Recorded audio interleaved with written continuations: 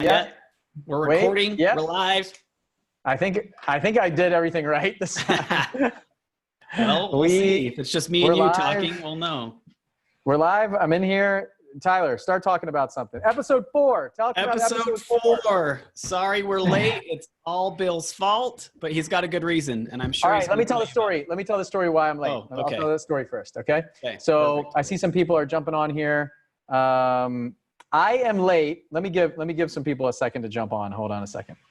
Tyler, do you have any more dad jokes? Oh man, I was going to prepare some, and then I didn't. Okay, the reason that I am late. Okay, we got some people jumping on. I can monitor the questions and stuff. So, all right, I'm late because I am making this 30-day challenge to raise money, like private money for your business. And I've been making all these videos.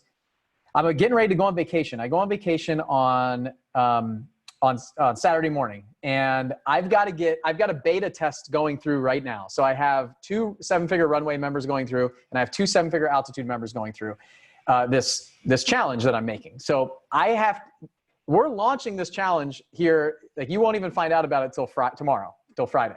And so I'm talking about it today, but we're going to launch it tomorrow. People have signed up to be alerted about it. But I have 4 people going through, and they're on day 4. So they're on day 4, and you might see some of their posts in here in this group, the 7-figure house flipping and wholesaling group. They're posting and hashtagging 500K challenge and stuff like that. So these 4 people are going through, and they're giving me feedback on it. So I have to get 15 days ahead to go on vacation. So I launched this thing, and it's not starting for like another week or 2, but I have to get ahead. So I have to get 15 days ahead, and I have 1 day, day 11. Day 11 is going to be the best day of this challenge, at least as of right now, because I just did it. But I wanted to interview somebody. I wanted to have a conversation with somebody about lending me money. I wanted you guys to see, like, look over my shoulder, listen to my call, not me and Tyler doing like a role play, but somebody who had no idea that I was going to record this and put it out until after the conversation, where I said, hey, how would you feel if I'm doing this training? How would you feel if I use this for the training as an example? And he was like, at the end, he was like, oh yeah, absolutely, no problem. So I didn't want to get off the phone, but it was like pushing 4 o'clock, and I was like, I know that I have to go, but this conversation is so good. And I'm actually talking to a private lender who's interested in working with us, who we had met a couple times, but isn't like a friend, isn't a family member, isn't somebody who already lends us money. So this is like a gold mine conversation that we're dropping into this training, so you can see exactly what I do.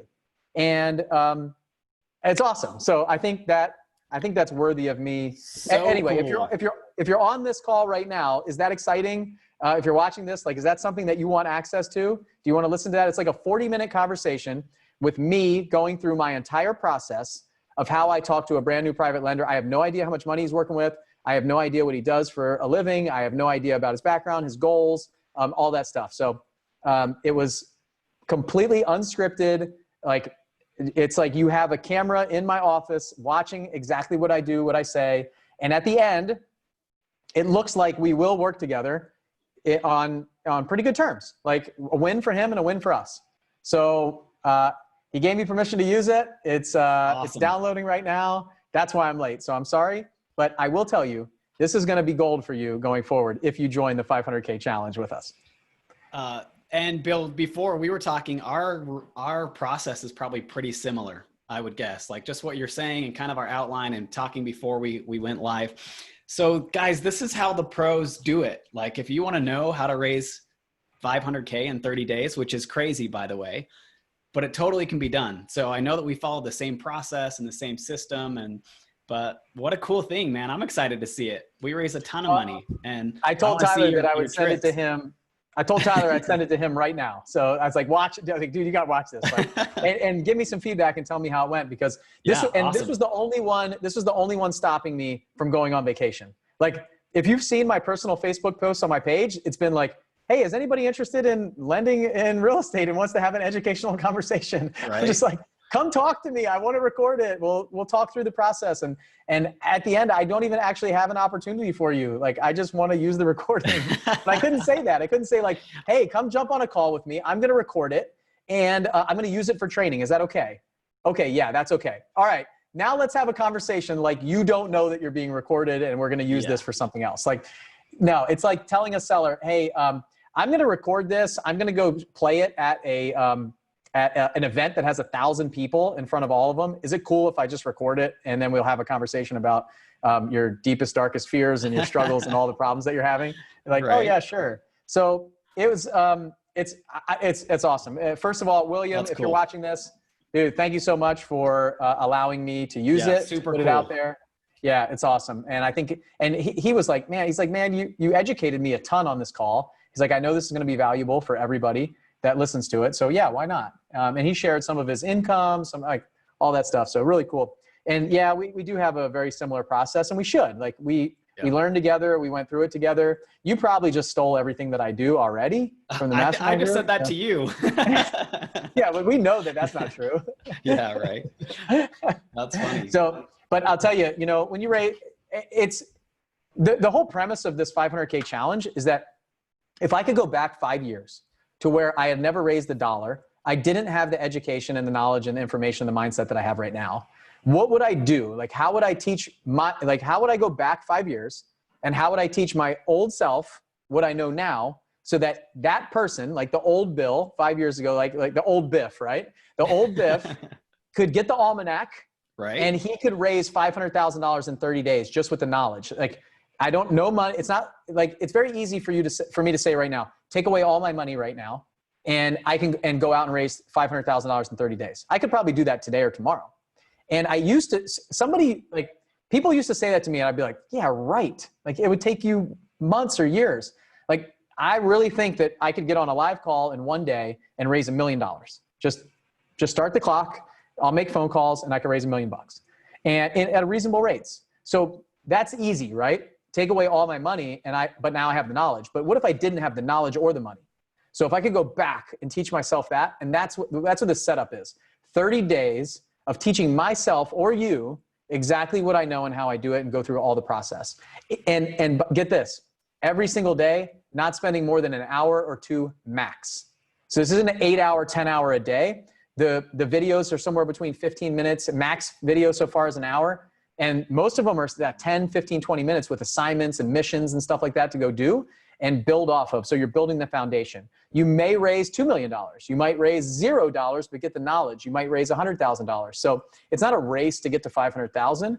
It's just the fact that I think if I went back in time and I trained myself 5 years ago, what I know now, that I could raise $500,000 in 30 days with that information and the activities and the actions that I put together. So that's the concept of it. If you're interested, you can check it out, 500kchallenge.com, and you can sign up right now. You can go on the waiting list. And there's going to be a small charge to do it, but it's not for us. It's not for me. It's so that you pay attention. I could give this to you for free, but you wouldn't use it. You wouldn't watch it. You wouldn't pay attention. You wouldn't do the missions. You wouldn't jump in this Facebook group and comment and interact and like share your struggles and your fears and some of that stuff. So watch what some of the people that are doing right now, they're hashtagging it and they're going through it right now. And already after day 2, I got feedback where they were like, wow, like this is really good stuff. This is making me really think about some of the limiting beliefs and the mental blocks that I have behind raising money and why I'm not putting myself out there. So cool. That's that's super cool. Like I knew opportunity to just follow and see if they make it or not. Like $500,000 in 30 days. It took me like 3 years to raise that kind of money. Like really, when I was starting, I didn't have that money. I had to go and knock doors and do it the hard way and learn all these things. Doing it in 30 days is nuts. And that's awesome. I will say that don't beat yourself up if you don't raise $500,000 in 30 days. Everybody's in a different place. If you never raise $1, totally. Like you're building the foundation, you're building the structure, you're going through some goal setting in there. It's all about like, what are some of your goals? Where are you at? And there's going to be lots. The cool thing is if you're an apartment investor, this will be great for you. If you're a single family rental investor, great for you. If you're a note investor, if you're selling on seller finance, if you're a wholesaler, like what would $500,000 do for your business right now? Like today, if you could raise $500,000 for your business, what would that do? It's just amazing. So, and we take it for granted sometimes now. Like I know that you take it for granted, the ease that you can raise money for these projects. I saw it the past couple of weeks when I was interviewing you, and you're like, totally. yeah, like, yeah, of course. I raised like 110% of this deal. The one lender came in and funded the whole thing. Like, Right. yeah, well, we take it for granted sometimes. And when as I had to go back and like map out what I would teach over 30 days, I was like, crap, I should have made this a 15-day challenge. But like, it's really cool to see the different foundational elements that I could break out. And it made me a better borrower, a better investor. So now the cool thing is I'm putting these posts up. I'm going to go through the challenge too. I'm going to do it, and I'm going to raise money for my business too. Like we just got off the call with William. I got an investor, right? And I got 3 other calls because I wasn't sure how they were going to go. So I got 3 more calls with potential investors. And if they don't invest with me, they'll invest with somebody else. I'll refer them to somebody else, or they'll jump into one of the multifamily deals that we do. Yeah, Tyler's going. Yeah, I'll take it. Yeah, and no, so that's awesome. Yeah, it's really cool. All right, let's get back to what we're supposed to be talking about. So, no, if you that guys was are cool. Like if you just listen to the first like 10 minutes of this, you got some major gold bomb knowledge. So we could drop the mic now and just be done because that was huge, all right. Bill. Like, all right, I'm out of here. I'll see you later. I know you want to talk about the episodes, but man, I'm excited for this. This is pretty cool stuff. It's going to be good. It's going to be really good. And we got some really cool stuff that we're doing that's coming up. The team is working really hard. Like I can see them, like they're putting in the time, they're putting the effort. It's all building up to Flip Hacking Live and everything that we're doing. Looking forward to October. But, and for those of you guys that are in here that got tickets, we just brought the tickets up on the 15th. And it was amazing to see. We had a ton of people jump in and grab their tickets. I'll tell you what, half of the event right now is coming from Canada. Canada awesome. is representing half of our ticket sales right now. Luke and Sean Allen, man, those guys are killing it. Luke and Sean are destroying the race. It's really cool to see, but I don't even think the border is open right now. So I'm like, got my fingers crossed that the border opens. We're all good. We'll just coyotes and bring them through. We'll get big trucks or something and bring them across. I got the airplane. I'll just fly my plane up, pick them up, fly back. I have to make, at the rate that they're going, I'm going to have to make like 50 trips. Yeah, that's awesome. All right, let's talk about this episode. So episode 3 was really cool. Episode 3 was day 1 of your flip, and you were like swinging the hammers, doing all that stuff. And then episode 4 is what we're talking about today. It was day 2, and I thought episode 3 was really good, but I thought episode 4 was just as good. Like I love and now that we're getting in, you're like tearing stuff out, rebuilding it. It's really fun to watch, man. And you guys showed up at this house, and it was taped up, and you didn't know what was going on. You weren't sure if the county came and taped it up and locked you out. So what happened with that? Yeah, so it was funny. I watched it too, and I'm like, oh yeah, I totally forgot about that. I remember that happening. So I remember walking up to the door was locked, and it had a big "Do Not Enter" sign on it. So we already had the meth tag on it already, and then it had this big tape across that said "Do Not Enter." And I was like, oh man, the county came. Like I'm thinking worst case scenario. And luckily, it was one of our guys. They had laid tile in front of the entryway, and they didn't want anyone to step on the tile. And so, but for me, I was thinking worst case scenario, they're going to shut us down. The city came. We didn't pull permits. Maybe that's a spoiler for another day, but I thought the city was going to come. All these things, right, were going to happen. And it was just our guys that just taped it that said "Do Not Enter." So it made me nervous, though. My heart really stopped. I thought we were going to get in trouble. So. Yeah, I saw that, and it was cracking me up because I don't know the story. So like as we're developing this story, Andre was there, and he's putting it together, and he's telling me about it. And I would say I don't know if he's watching this or not, but his English is like, it's pretty good. It's pretty good. But there's times where he's like, he's like, there's so many weird things going on in the city. I don't understand some of it. Like there's some. I don't know. Apparently, there's a lot of people doing drugs in your city. So I was talking to him today, and he's like, he shows me a clip, and he's like, there's some people doing really weird stuff here. He's like, I've never been to a place that's like this. So so taping that up and you guys getting there, it was interesting to see and watch your reaction, my reaction. I was like, oh my gosh, like what happened? Because I don't know the end of the story yet. So I'm only on we just looked at episode 7, which was day 5. So I'm on day 5 today because we just shot that in the studio. And so, you got the house taped up with meth. And if you're just joining us, we're talking about this 7-day flip. So Tyler and his team are flipping 4 houses in 7 days. We're putting together a documentary. It's an 11-episode documentary that we launched on YouTube. So you can go to our 7-Figure Flipping YouTube channel and you can watch all the episodes. We've already got 4 episodes up there. And we drop a new one every week, like a TV show, on Monday night at 8 o'clock Central. So you can tune in, subscribe to our channel, hit the little bell where it sends you a reminder. It'll send you a pop-up on your phone and tell you, hey, we're about to go live with our episodes. And anytime we put a drop a video on there. So that's what we're talking about today. If you're kind of just jumping on in our Facebook group, the 7-Figure House Flipping and Wholesaling Facebook group, then that's what we're talking about. So, all right. From there, we kind of went into this company that you work with. Tell me a little bit about that. Like, what is that company? Yeah. So Travis and Graham are a brokerage, and Travis is a broker, just a real estate broker. And I met those guys a couple years ago, and they do a lot of they help me with acquisitions. They help me with dispositions. Instead of hiring a full-time staff, it's just so much easier to have it done. And I kind of outsource it. So these guys do a great job. They do all my transaction coordination for me, so I don't have to deal with any title companies. So you met Ashley and Andrea. They are our transaction coordinators, and they do everything for me. So when I buy a property, I send it to them. They take care of all the title work, all the insurance, everything like that. And it doesn't cost me very much money to do that. It's all part of them listing the houses, and they get returns. And so instead of hiring those in staff, I just didn't feel like I could fulfill a full-time transactional coordinator. And so I hire these guys out, and then they also do all of my dispositions. They sell all of our properties. So Graham is my dispositions manager, and Travis just kind of oversees that team as the broker and makes sure that we don't do anything illegal, just kind of stuff like that. So that team is really my in-house team. I do a huge majority of their business. We do a lot with them, but it allows me that I don't have to pay them as part of my salary. Like as my payroll. So that's what they do. They do an amazing job. They do it for a discounted rate. So when they list properties, they do it for a discount. They're based on performance, and they do everything. So it's really just hands off for me. And it just gives me that time back that I don't have to deal with, the title companies and insurance and utilities and all that stuff. They take care of everything. So how do you build a relationship with a company like that? Like what's your recommendation for somebody who's newer or who's just ramping up? Like, how do you do that? Yeah. So just find somebody that's really good. So I knew that Travis was listing. He was one of the top agents in Utah. And I said, hey, how do we work with this guy? That's how we originally found him.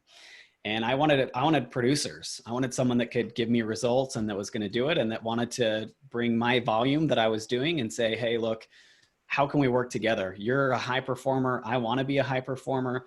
What does that look like? And so it's just, again, it's surrounding those people that you want to be around that push you to a different level. He was doing 70 homes a year before me. And so I wanted to come and say, hey, what if we could do 110? And he said, yeah, that'd be awesome. We're really good. We have really good systems. That was the most important part. So when you're first starting, go through a lot of agents. You don't want the guy that sells a house every other year. You want guys that are really good at what they do, and they have a process and a system.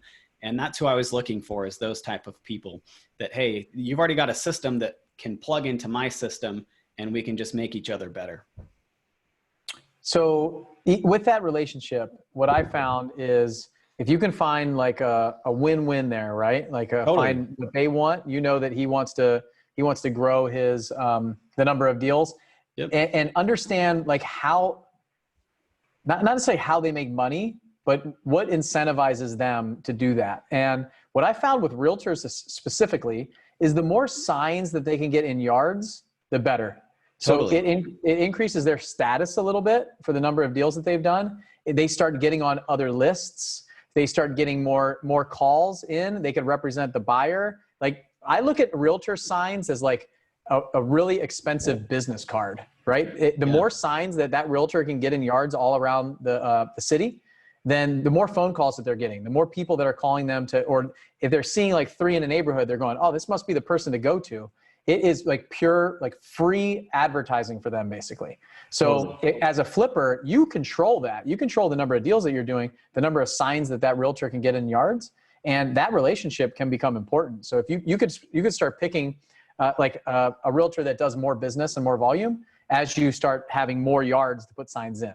So Yeah, but when you're because you first can leverage starting, it. it was important to me that they had a good system, that it could be hands off for me, that I didn't have to deal with the title company and all of that. So that's what I was really vetting for, is someone that I trusted and someone that would work well with my systems already. Even though when I was just getting started and doing little things, I had other agents that would just stick a sign in the yard. I wanted someone that would go to work for me and that would say, hey, here's what I think we can list it for, and I'm going to guarantee that I'll get at least that.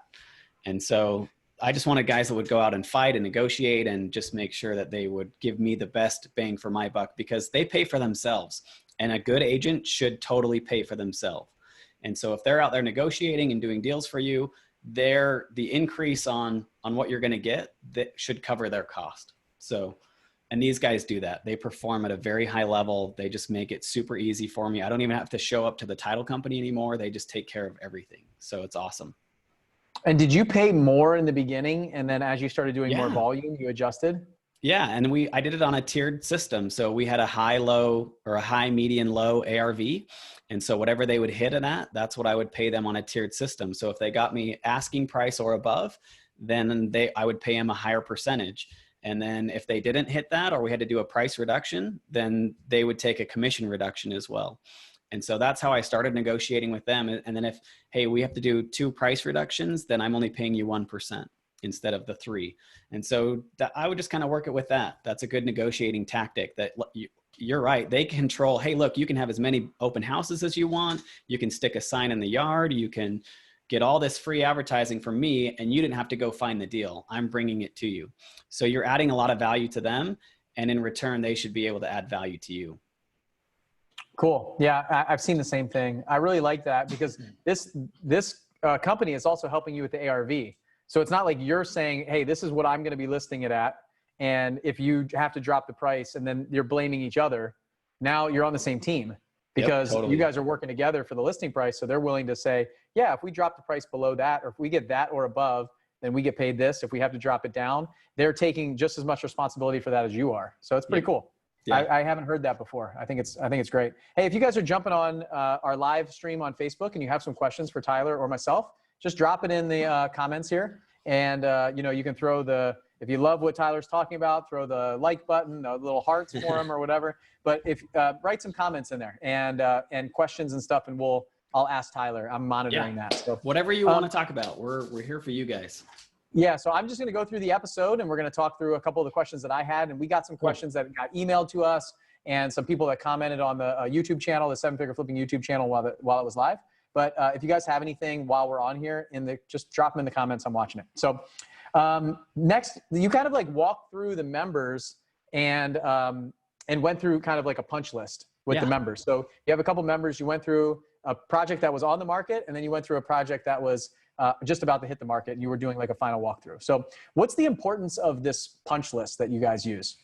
Yeah. So if you're in real estate, we just listed a property today, and my phone has been blowing up with showings. We'll probably have over 10 showings today, and we just listed the property this morning. Wait. The coronavirus is happening. The entire country is shut down. The real estate market is in the crapper. What are you talking about? You have 10 showings in one day? 10 showings in one day. I guarantee I bet we've already got an offer coming in, and we just listed it probably this morning at 10 o'clock. So, okay. In all seriousness, like what is your market like right now for houses that are going on the market? Like, let's just cut the crap. We'll sell a house in 24 hours. We'll have multiple offers on a house over asking price. We just sold a house that we comped out at 160, and we're under contract for 210. So yeah. I was worried about getting appraisals high enough to support that. Right. But we comped it out at 160. And then we said, hey, look, there's no inventory under 200,000 in my market. So let's put it at 200. And we got $10,000 over asking price in less than on a weekend. And so our market in Utah is awesome. So I don't see real estate, as far as my market's concerned, changing at all, or even I think it will just supply and demand. And right now it's very high demand. People are looking for properties, and there's not the inventory out there. So I think real estate's great for my market. COVID or no COVID, real estate's not going anywhere. Okay. And we don't know what it's going to look like long-term. Like I'm not ready to Yeah, predict sure. the next 6 months, 12 months, but like right now, like what I care about is current data, right? What's Yep. current data? If I forecast the next year or 2 years, there's a lot of people talking about the election and all these other things. I've seen people sit on the sidelines. I've seen them lose a bunch, like the opportunity cost of millions and millions of dollars just by waiting. So right now, like I see the same thing for us. Properties are moving, people are buying, it looks good. Supply and demand, like you said, the supply is incredibly low. The reason that you see these headlines saying that month over month, like real estate sales are 50% less is because people aren't listing their house.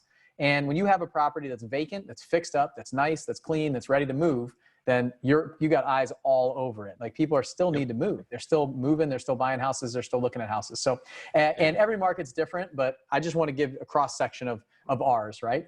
Okay, cool. So the punch list, like what's important about this?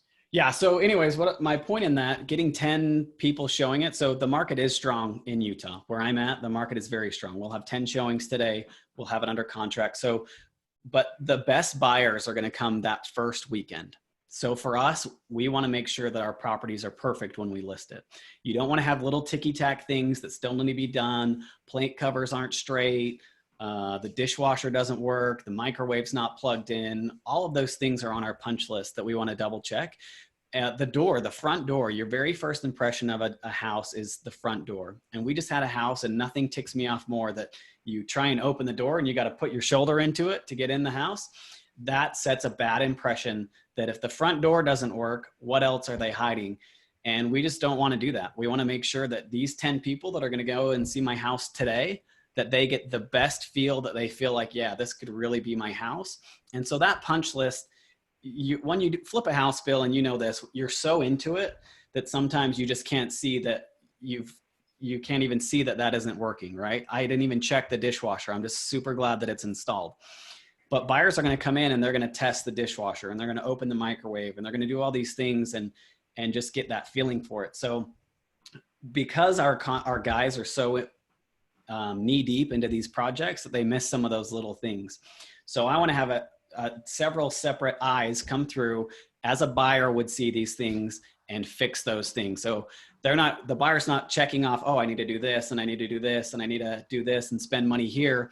They're coming in and being like, yeah, this house is perfect. I'm ready to move in. Here's $10,000 more in asking price.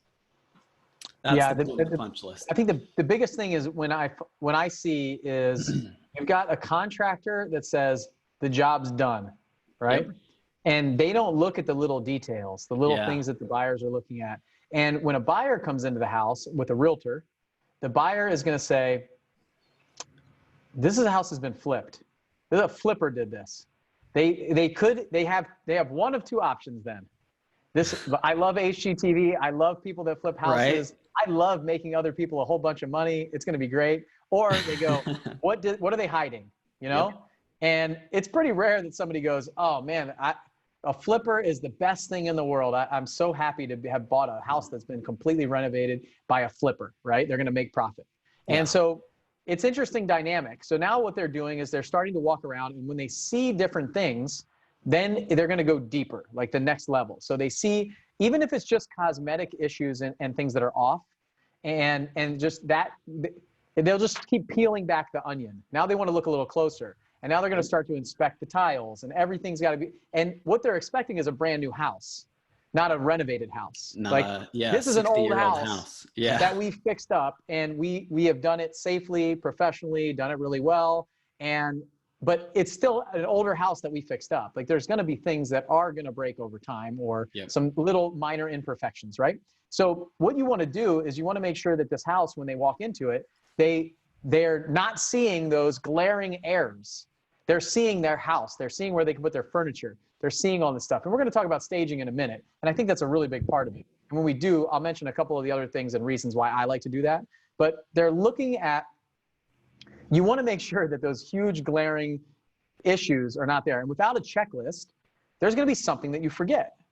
There's going to be something that you don't look at. Like I've seen an oven and a dishwasher that cannot be opened at the same time. Yep. I've seen drawers and ovens that can't be opened at the same time. Yeah, cabinets that open the wrong direction. I've seen crazy stuff. Like, forgetting the toilet seat. Like nobody sat on the toilet. Right. I just didn't look at that, you know? Yeah. And Totally. just crazy things that you'd be shocked. And that checklist, that punch list.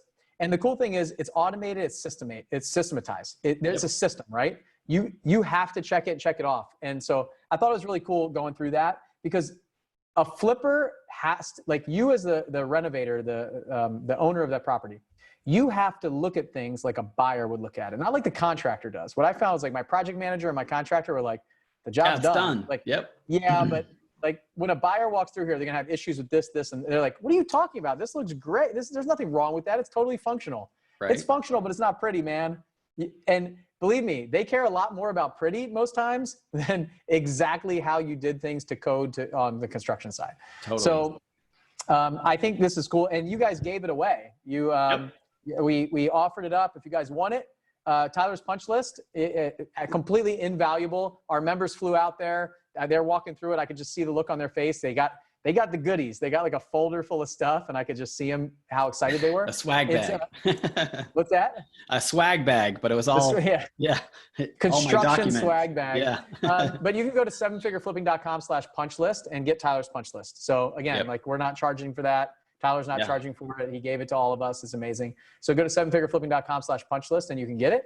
And so after that, you guys the day was interesting. You got back to the project then, and it seemed like something happened. Like something happened while you guys were gone. What happened? It's just like the energy level went from, we're excited, this is awesome, to wah wah. What happened? Yeah, totally. And I just want to make one quick point on, I had an electrician tell me once, he would put all the screws on the plates the same way. And I asked him, I'm like, so you know what I'm talking about, the little screw in the outlet plate. He would always have them up and down. And I asked him, I said, why do you turn all of those screws up and down? And he said, because I want everybody to know when they see this, that there's a system and that they can trust whatever is they're seeing on the plate cover. If the screws are all the same way, that I cared about what the plate screw looked like. So I cared about what happened behind it. And ever since then, that's on our punch list. I love having, because it gives you that sense of, this is done right, and it was done well, and it was thought through. And so I don't have to worry about what's behind the outlet, because I know that all the screws are the same. So somebody took the extra time to think about that, so that I feel assured that whatever's behind that, they feel was safe as well. So anyways, that's my point. I want to move on from that. We'll talk about when we came back. I took Jeffrey with me for half the day, and then I was gone. I took some members to the office. We met my team. And we came back, and it was just, everyone was in slow motion. It was just, the morale had dropped. People were like, man, we're behind. We're doing this. We found all these issues. And so Jeffrey and I had to kind of step back in and put our arms around some people and say, whoa, we need to huddle. We're okay. We're still doing great. We have some issues. We get that, but we're going to keep moving forward. So that's, I talked about that in the series, that it really is about leadership, that you have to create something that people are willing to follow. And when there wasn't a leader there, we saw that what happened. There was no one to give counsel or instructions, or no one to keep that morale really high. And it kind of suffered a little bit. We didn't get behind or anything. It just felt different than it did on day one. So we had to come back in, and we had a group chat, and we said, hey, what's going on? Where are we at? What are issues? Oh, well, we didn't think about this. Okay, cool. Well, now you have a leader here that can help organize this chaos. So once we did that, I felt like the morale kind of came back, and then we got everything done on day 2 that we needed to. You know, the interesting thing is when you take the leaders, the visionaries out of the equation, what happens to the team and the whole ecosystem, right? Yep. Totally. And so when I was watching that, so I watched it in the order that Andre set it up, just like you guys watched it on the episode, on episode 4. And I got to that. He showed me like a bunch of like all the raw footage of The Office, right? And you guys going to walk through the houses and everything. And it was all kind of out of order when he had it. He was like, well, I'd like to put the work that was happening here, then the office later, and those kind of things. And I said, I watched it the way he put it together, and he put it together with like the deflated team in the morning. And I was like, what happened? Like, what happened? And then so I'm watching it with the deflated team and then the office. So the opposite of how you guys watched it. Right. And so I watched that and I went, this doesn't make any sense, man. Like when was this? Like they're eating pizza here and this looks like the morning, this looks like the evening. Like tell me the actual chronological thing that happened. And he was like, well, so in the morning they did the morning meeting and then they walked to the car and they went to the office and then they went to the projects and then they came back in the afternoon and like everybody was gone. And Jeffrey was like, what happened? Why is everybody gone? And then this thing is like after they got everybody back and all this other stuff happened. So, and he's like, they really didn't get a lot accomplished this day, is what he told me. And I said, okay, now it makes sense. Like the reason it's very clear what happened here, when you take the visionaries and you take the leaders out of the equation, then the team loses direction sometimes. Whenever there's a pivotal point or a decision point, then they're not always sure where to go. Yep. And without guidance and leadership, and the rah person becomes really important to bring the motivation and morale up to get things accomplished. And that seemed to be what took the wind out of the sails that day. Yeah. But it was interesting to see, which I don't think we showed exactly, when you guys show up on day 3, which is the next episode that we're going to see. So a little foreshadowing here, but you guys caught up that day. And I think it's because you guys got them back, you got them riled back up again and got the machine running and people stayed late that night. Is that how it went down? Yeah, pretty much. So I'm very much the rah guy. I'm very a visionary and I kind of the pump up. And so that you took that kind of that spirit out of it. And then you also took someone who was the instructional guy, which was Jeffrey, who's kind of pointing directions and leading the charge. And with those two missing pieces, we came back and we're like, what happened? Like the people just kind of like, I don't know what to do. Like, what do we do? Right. It's funny. I just watched Wreck-It Ralph with my kids last night. And when Wreck-It Ralph like goes missing and like all the people are like, what do we do? Like, there's no guy here. There's no leader. And that's kind of how it was, is these little people were just running around and they didn't know what to do, and day 1 is always a lot more impactful because you see progress. It's personally gratifying. We smashed some cabinets, we got stuff done. And then day 2, you kind of start getting into the finer tuning stuff that it's not as big as progress. And that takes on your mindset. It's weird how that works, but it does. And you'll see that we have to keep injecting that motivation, especially when we get to like days 5 and 6, everyone's kind of burnt out. They're kind of tired. And you just have to keep injecting that motivation. Hey, we're here for a cause. Remember why we're here. Remember why we're doing this. And yeah, we got it done. Once we plugged those 2 pieces back in, Jeffrey and I came back, then everyone's like, oh yeah, okay, cool. Now, and then it just took us some time to get the ball moving again. But you really need that, I think. Yeah, I just watched day 5. So it's interesting when you guys get to day 5. That's an exciting day. It's pretty crazy. So, when you think about this, the ultimate definition of the team is what happens when the leader goes down. So can you remove yourself from the equation and everything continues to run?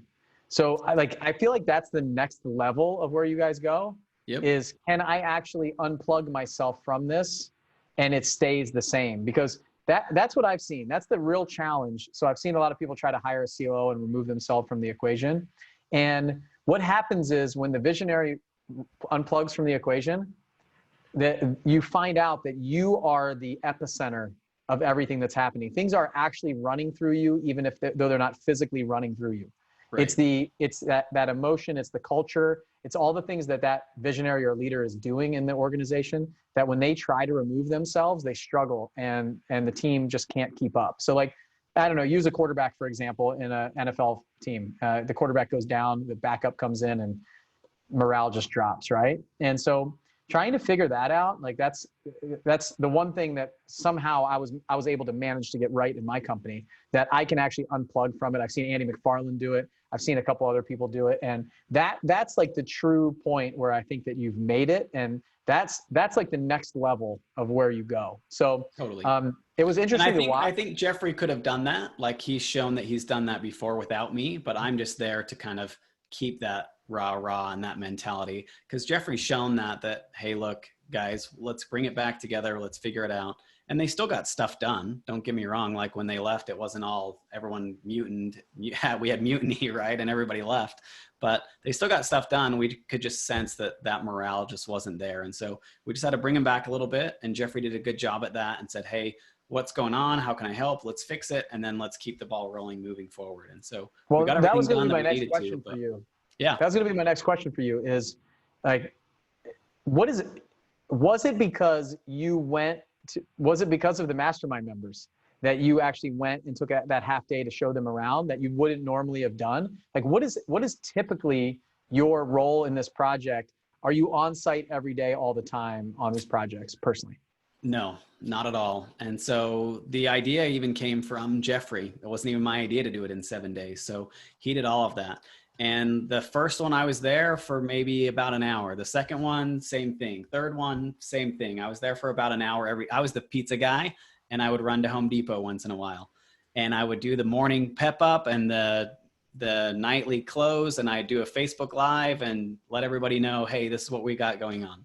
But really, it was really Jeffrey, and it was really my team that kind of just stepped it up. I was there just to oversee it, and we were filming it and doing the project, and I wanted to kind of watch from the outside anyways. And so, but yeah, if I was there 2 or 3 times that week, it probably still would have had the same outcome. So in this case, it was probably because you, Jeffrey, the mastermind members, their project managers, everybody just said, hey, we're going to go do this thing. Yeah. You guys got it. And so maybe it was the leadership of the like individual managers of each of those properties that was the connection that Jeffrey usually holds them together and pumps them up. Yeah. And that's kind of his role, right? As a COO or as an integrator or whatever, that's kind of his job. And I'm the Facebook Live guy, and I'll go get pizza, right? That was my role, is just to keep that morale going. But yeah, he does a good job at that. And we just kind of took him out. It was kind of a weird timing, and it wasn't very long. It was just long enough to kind of, hey, we need to inject a little bit more in here. So. Yeah. I like, I think it was episode 3 where Jeffrey said, nobody go to Tyler. He actually doesn't know what he's talking about. It's so he true. Will just confuse you. So true. We tried that on the second one. I'm like, I was like, oh yeah, just do this. And Jeffrey's like, no, dude, you don't know what you're talking about, which was so right. I was just screwing it up. So don't ask him anything. He will just confuse you. It sounds familiar. Right. Anytime I get involved, I screw it up. So, hey, if you're just jumping on the Facebook Live that we're doing, we're talking about the 7-day flip that Tyler and his team. It's on YouTube, our 7-figure flipping YouTube channel. So go there, subscribe, hit the little bell reminder button. And we launch these episodes. We're talking about episode 4. We launch them every Monday night, 8 o'clock. It's like a TV show that just goes live on our YouTube channel, and then you can watch it anytime. So first 4 episodes are up. Go back and binge watch them now. Awesome. We have an 11 episode series. So we're just going through each day. It's really cool to watch. And, you know, I'm a few episodes ahead. And at this point, episode 4, we think they're going to get it done. So it looks like they're going to finish. And right now it looks it looks like Jeffrey's winning at this point. After 2 days, Jeffrey's got you by quite a bit, it seems, at this point. So the next thing I want to talk about is, and if you have any questions, if I was just going to ask, are there any questions that anybody needs answered? No, I see. I'm kind of watching. If you guys are coming on, drop some questions. Okay. I have some questions that have been emailed in, and the next one's about staging. So we talked about staging and just kind of like you do this like light partial stage. The question that came in was like, what does that typically cost on a property, and why do you do that instead of putting like staging the property like couches and beds and stuff? Yeah, so we've done full stages before on higher end houses and stuff like that, but for these type of houses, paying $1,000 in staging or $800 or whatever it is in full staging, we just didn't feel like it was necessary. And so we were selling houses. We did a case study that we listed 2 houses at the same time. They were identical on the inside, same paint, same trim, everything.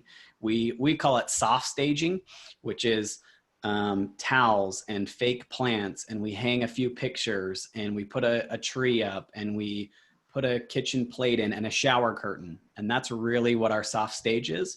And so what that costs, it cost me $600 one time. And then we store that stuff. It used to be in my garage. Now our stagers, who are designers as well, they just keep it. I don't know if they have a storage unit or something, but it cost me $600, and we use it on as many properties as we can.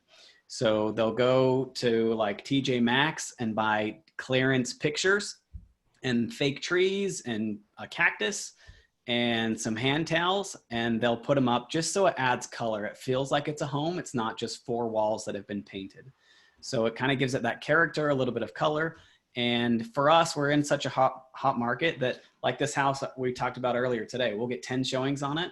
And I guarantee it wouldn't have mattered if we had full staging in it and we spent the extra $1,000, or if we just soft staged it like we did.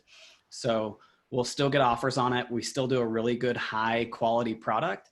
And that's what is selling houses for us. So the staging just adds color and feel, kind of that emotional side to it.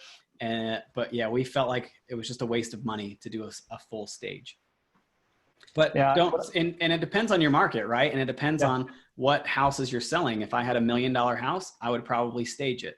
If I had a higher end house, I would definitely get some furniture in there and some professional staging. But our houses are first time home buyers, and what they're usually coming from to what they're buying, they're just thrilled to see a shower curtain and, some color in the house. So they're just thrilled to have a shower. Yeah. So, or not hear their neighbors Yeah, that's exactly what I was going to say. It's just like, think about the price point, think about what's going on, take a look at it. What I like about staging, my favorite thing about staging is that when you walk into an empty house, let's just take an empty house that has been flipped, and let's go back to the punch list conversation that we were having. You go into a house that's been flipped, and there's imperfections everywhere. There just is. Like, you're not building a brand new house, even a new house. Like I bought a new house. I have blue tape all over the whole house. Like there's tons of stuff that needs to be touched up, but it's almost all cosmetic, right? And so there's cosmetic things. And so what I like about staging is that it brings your eye from the detail elements, the things that are wrong, like up into the paint colors, the shoe molding, the door jams, like that stuff. And it takes it to a place where it's kind of warm, and you see the room, like the whole room in a whole, instead of the detailed things. Like you're looking at the imperfections, or the I don't know, the walls are, there's a small imperfection, or there's a little bit of drywall mud somewhere on the wall or something. Like, it takes you to a place where then you can start seeing where, okay, I can put my furniture here, here, here. And what it does is it doesn't, the room, if you walk into an empty house, it just feels really cold, and it feels really like, I'm not, like, kind of enclosed a little bit. Like, you just, I don't know. It's a different feeling. And what I love as a flipper is that it draws their eyes towards the furniture and away from maybe, and not that we're hiding anything, but like we were talking about on the punch list, they seem to care a lot more about the little cosmetic things than they do about the bigger stuff. Like, Totally. Then they look at the granite countertops. They look at the stainless steel appliances. They look at the nice hardwood floors. They're not looking at the little details and stuff. So they're seeing the whole picture, just like they would. When you have this vacant house that you look at, when you go look at a cold new construction property, and then you look at the model home, and you're like, man, the model home is like, that's a place that I want to live. This other new construction house that's completely vacant, it's like, okay, I can put my stuff there and there, but they all look the same. Yeah. So it gives you a little bit of that. And that's what I always loved about staging. And I did spend the $1,000 or so, ours was 3/4% of the list price is what we paid. And I always felt like it was worth it for some of that. Like, the warmthness, the hominess. It gives you that human connection. You're emotionally attached to the house now, versus it's empty, cold house. Now it has some warmth and character and feels like a home instead of just a house. I love the $600, the couple things, you've got some stuff in there. It's not necessarily, but it's not just completely cold, vacant, empty stuff. So somewhere in between is probably good. I would say, like, check your market, talk to other flippers that are in your market. For me, I like to having, like, all we did was we would have like a couch piece, a coffee table, dining room table, and then we'd have some air mattresses and comforters and stuff in the bedrooms, and some towels, like you said, and a couple little trinkets. And it doesn't have to be excessive. You don't need to have a ton of stuff in there, but yeah, just for us, like, what works, right? If I had to go back to staging, if our houses weren't selling and I need to go back and stage them, absolutely, I would totally do that, because it does add that emotional feel to it. But yeah, for us, we're selling houses just as fast. So it was just an extra expense. And so we didn't need to, but I highly recommend it. And then also talking with our team, they would pay for that. My agent, when we first started listing these, they would pay to clean the house, and they would pay to stage it. So they took care of all that. So push that back onto your agent and say, hey, you need to clean it and stage it. And they would pay for all of that. None of that came out of my pocket. So good negotiating. I might not phrase that. You need to do this. Like have a Yeah. conversation with them. Try to see if they'd be open to that arrangement, and stuff like that. Like, hey, I think we could actually get more money for it. Have you guys ever thought about that? You need to stage my house and clean it. Clean the house. No, you clean it, not a cleaning company. So, all right, we're getting out of time here. I gotta go pick up my boys. But the last thing that we talked about on this episode, obviously, was Flip Hacking Live. So I just want to take like 1 minute to say, like, go grab your tickets. So here's, if you're watching this either like after the recording or now, I just had a call with our event planner. And right now, so we are doing the event. So I'll give the like current state. What's today? The 18th? Yeah, the 18th of June. So we're 4 months away. We're 4 months away. All this COVID-19 stuff. So many people are asking me, like, are you still doing it? What does it look like? Is it going to be virtual? Or are we going to be in person? We're going to be in person. Right now, we're like 100% go. We're planning it. I've been planning it for like 7 months out. So we've been planning it for 3 months. We got 4 months to go. The content of what I'm like, the structure of the event, I'm going to wait a couple months to figure out where we are in the market cycle, what's happening, how we can provide the best value to you guys and best presentations. So that is coming. But right now, the area in Orlando, there's a potential that the size of place that we had was going to accommodate like 1,500 people. That was the size that I was looking for. And right now it's at like half capacity. And just because of the setup that we have to have for our live event, like the chairs and the distance that we have to be together and stuff like that. So they're on like a somewhat of a limitation. So I will say that we will probably sell out tickets faster than we normally do. So my recommendation is to go get your ticket as soon as possible. So I know the ticket prices just went up, but we have another, like we'll keep the ticket prices where they are right now for like the next month or so. And so go get your ticket.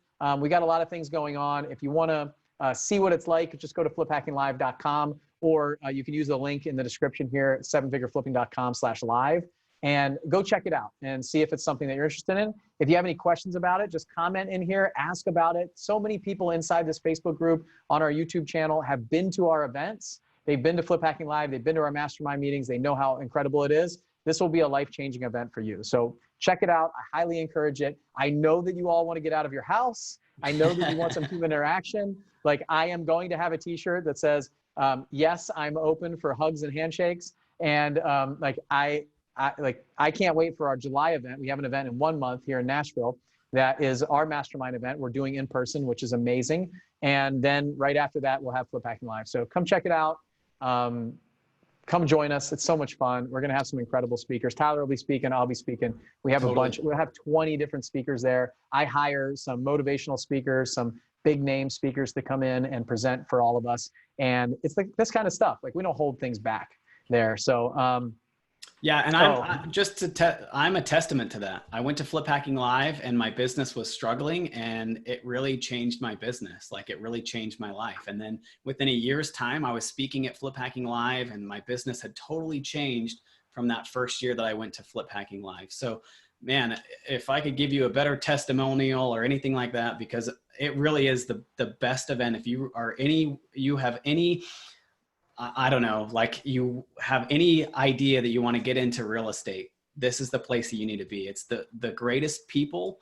It's the most amazing content. It's just an incredible event. So get your tickets for sure, because I'm going to take my whole team out there. My family's coming out there. It's going to be awesome. So highly recommend it. And then, are you doing another one? Are you going to talk about that too? Another event that's before Flip Hacking Live? Yeah, we are. I don't know that I'm actually, what is it, Thursday? That's okay. So you don't have to mention it. I was just. Yeah. So tomorrow we'll be launching that.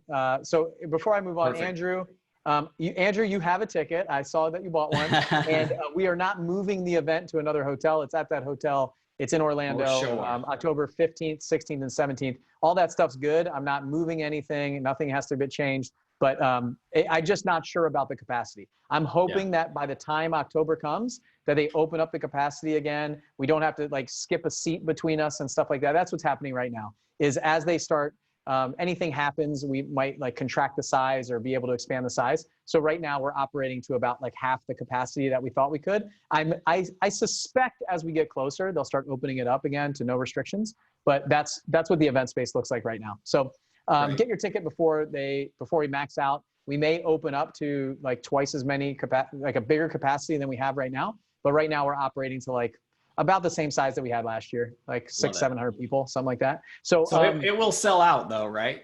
Like, oh yeah, I mean, we sold out sure. every year for sure. So it'll sell out, but I encourage you, like if you go to fliphackinglive.com, there's in the links up there, then we're good. Like right now we're about like halfway there. So go grab your tickets. It's going to be an amazing event. Tell your friends. Invite some people, bring some friends, family. It'll change your life, I assure you. So yeah, Tyler mentioned one other event. I do have a couple minutes. I guess we'll mention it real quick. I don't know, you can't even go sign up right now, but we're doing something really cool. And we'll be announcing it, I think tomorrow is, we're doing something called the 7-Figure Flipping Accelerator Live. And we're doing a live virtual event coming up for all of you guys. That's the weekend before our mastermind event. And we were planning on doing something virtual for the mastermind event as a backup. And so what we did was we flexed and rolled into a really cool virtual event, 2-day virtual event for you guys that we're going to open up outside of our mastermind group. So our mastermind members will be there, but we'll open it up to the outside world, to all of you guys. So if you're interested in coming to that event, stay tuned. It'll be probably 10 speakers. It'll be over 2 days, and we'll be presenting on things that we're doing. The way that I look at this is we're coming out of this. We had this like pause button hit. We're coming out of this. It's kind of like the shock and awe wore off. We got knocked down. We got stunned. Now we're coming back out. What are we doing in our companies? What are some of the things that we learned? Where are we going? What kind of marketing are we doing right now? What kind of sales are we doing right now? How are we closing over the phone? Like all these different topics. How can I put together a 2-day event of what's happening right now in our businesses to help you guys go and grow and move forward? And if you're brand new, perfect time to jump in. And if you're a bigger player or somewhere in the middle, then this is the time to hone in and sharpen your axe, because the next quarter leading up to Flip Hacking Live is going to be so important. So it's just basically a 2-day virtual event that we're going to do rolling in. So we've got a lot of stuff going on. We got this 2-day virtual event that we're just announcing tomorrow. We got the 500K 30-day money raising challenge for anybody who wants to raise some money. And then obviously we have Flip Hacking Live, the 7-day flip series with Tyler Jensen on YouTube. How do you do it all? It's crazy. So much stuff going on. I just don't sleep. Right? So, I know. You've been to Nashville. You've come and hung out with me. Totally. You see how busy I am. Crazy. So. But cool. Like you're giving a ton of value, which if you're in this group, you know that there's a ton of value. There's podcasts, there's YouTube channels, there's Flip Hacking Live, there's these virtual events. Like there's a ton of value in here. So you're definitely putting out a ton of content, which is awesome. That's not just content, it's real and it's valuable. So thank you. Yeah, you guys are in the right place. There's a ton of free options. I want to make sure that regardless of where you are in your business, whether it's I can't afford coaching and training, that you can get free information on the 7-Figure Flipping podcast. You can come to our virtual, like our live virtual experience that we're doing. It's really cool. We've done a ton of virtual events. We had to flex into a virtual event in April. We did this virtual Veterans REI live event. And now we're like pros at doing these virtual events. And these are virtual events, like a virtual experience. This is not like, I'm going to come listen to a webinar for 2 days. It's like, come on the Zoom. Like I got an awesome setup here in the studio. I've got a bunch of cameras. We're going to make it really fun. It's going to be really cool. Like we're on a live stage and we're presenting to you guys, and we're going to take it seriously. Like my presenters are going to give it to you just like they would at Flip Hacking Live. They're going to be presenting. They're going to be pumped up. They're going to be excited, and they're going to be highlighted like a speaker would on stage. So I'm going to tell them, like, dress appropriately, stand up, get excited, get pumped up, share your screen, whatever, you give away, whatever it takes to make it awesome. And this is going to be free stuff. And the challenge is super cheap. It's a no-brainer. There's no chance that you should say no if you want to raise some money. And then obviously Flip Hacking Live has a cost to it, and so do our mastermind groups. If you're interested in joining our 7-Figure Altitude group, you can go to the website and check it out. But like, there's something for everybody. And yeah, I've got a couple other cool things, some other rabbits to pull out of the hat in the coming months leading up to Flip Hacking Live. But that's the main stage, right? That's like the grand stage for the year that we do. So it's definitely an event not to be missed by anybody. So it's gonna be awesome. It is going to be awesome, man. I don't know when that one ends, I start working on the next one. And so Right. that's the kind of work that we put into it. I mean, imagine showing up to something that I have a team of people and staff that puts 7 months into. Like, you can imagine how great that is. It's not like we pulled this together 2 weeks before and just say, what are we going to talk about? It's a fully orchestrated, choreographed event to deliver the maximum impact for your company and yourself, personally and professionally. So, okay, Awesome. I'll get off my We're my good. sales box. All right, everybody, have a great day. I'm going to stop this live stream, I think. Let me Thanks, see how to do guys. that.